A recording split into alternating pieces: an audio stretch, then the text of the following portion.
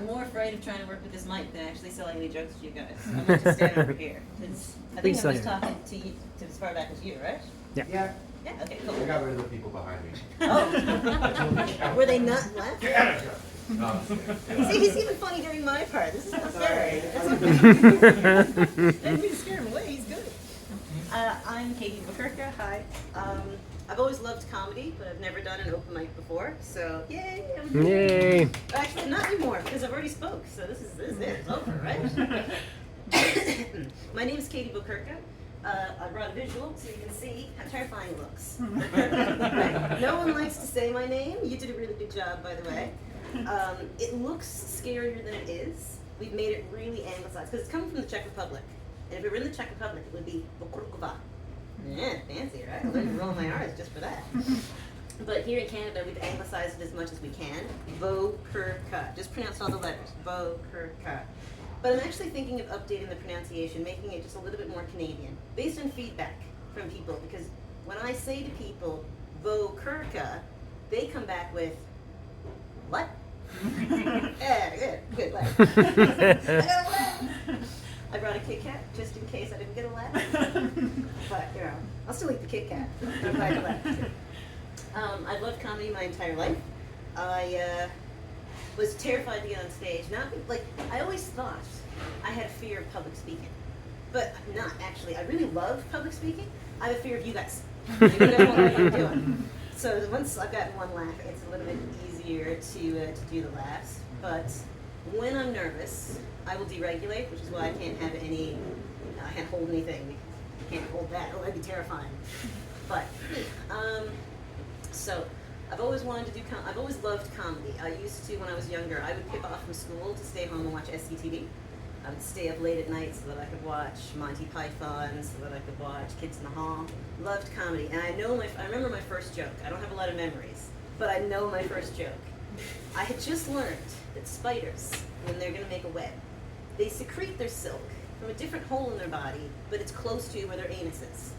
And I said, could you imagine if the spider went to make a web, and instead what came out was a fart? Right? And my adolescent brothers loved that. Right? So I don't know if I loved it, but they chuckled. So I felt great. But my first ever time getting a laugh was when I was much younger. I was like 6 or something. I wanted to play with my brothers. They were going to play war. And at our house, they weren't allowed to have toy guns. So they didn't have this plastic little gun. So what they did was they whittled guns out of hunks of wood. And that was what they were carrying around to play war. They were all way older than me. But every boy in town was there because it was a small community. Anyone that age wanted to play war. I wanted to play too. I was the littlest sister. Here's my feeling. I want to play too. Because I thought every boy in town was cute. Except for my brother. Yeah. But everyone else, ooh, I'm not going to get captured by him. So I want to play. And I was getting loud. And they were trying to logic me down, because if I got loud enough, the parents came out, and the whole game was over. So they had to get me under control, and they were trying to logic me out of playing the game. Listen, it's too heavy. You're a little girl. You're never going to be able to lift these guns around. You're going to get tired. It's going to be no fun. Oh, I can do it. Oh, I can do it. Give me that gun. I can hold it. So they gave me the gun. And as soon as they let go of it, I did that. And I jumped up with the gun out, right? And I got a little laugh out of them, and I was allowed to play the game. And I got kidnapped and got to spend like an hour with a kiss from me. But little horn bag ever since I was young. My last name, very difficult, but I always knew it was my name. I never want to change it. From a really young age. My parents got divorced when I was like 8. And my mom was changing back to her maiden name. And so she had gotten full custody of the kids. So she asked all of us, do you want to change your last name too, right? Because we're now a different family. And at 8, I was like, no. Bukurka. I learned to roll my R's for this name. I'm not giving it up now. So from a very young age, I knew I'm not changing my name. And as I got older and saw how terrible the whole marriage thing was, I was like, I'm definitely not changing my name because I'm a guy. Like, if I'm having a kid, it's having my name. My kid does have my last name.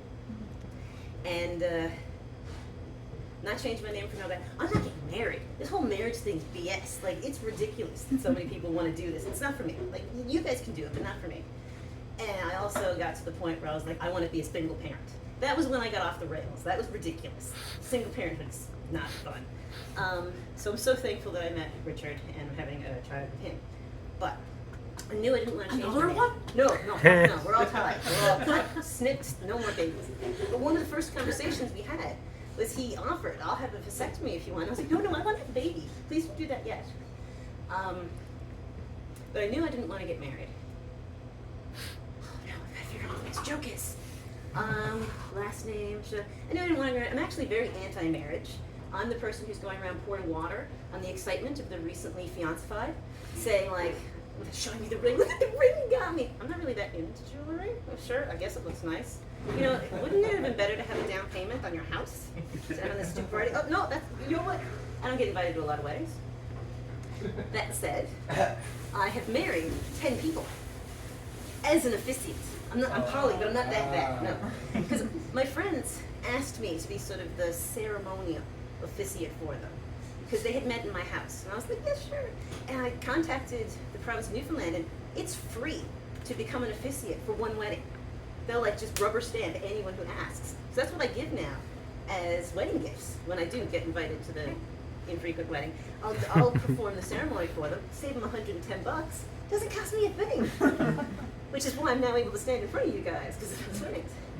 And most people don't like to write their own ceremony. Pretty much, the first wedding did. They had this whole big thing. But everything after that, they're pretty much like, just keep it under 15 minutes. That's all we want. Say what you gotta say. And I'm very bad at being creative. So I'll usually write something midnight the night before. Oh, it's very beautiful and meaningful. It's not. But my most recent wedding that I did, 2022, I was watching Scrubs at the time. And if anyone has seen Scrubs and has seen the wedding in Scrubs, the one that includes the phrase, marriage is a dead institution, hasn't worked for me, hasn't worked for anybody I know. So I thought that was grand. And I had writer's block. So I typed this thing out and sent it to the bride. I knew the groom in this wedding. I didn't really know the bride. I kind of hoped that she would like, haha, that's funny. Show me something real, right? She came back with, I got a problem with this. At the beginning, where they say everybody else has to stand and we're gonna sit, we can't do that. My aunt, she has this knee thing, but everything else is great, let's do that.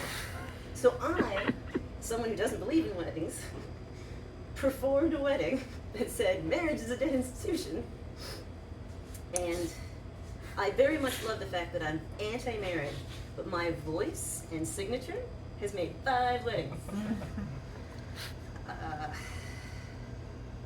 I can't think of any more bits, so I'm going to say that was not a big deal.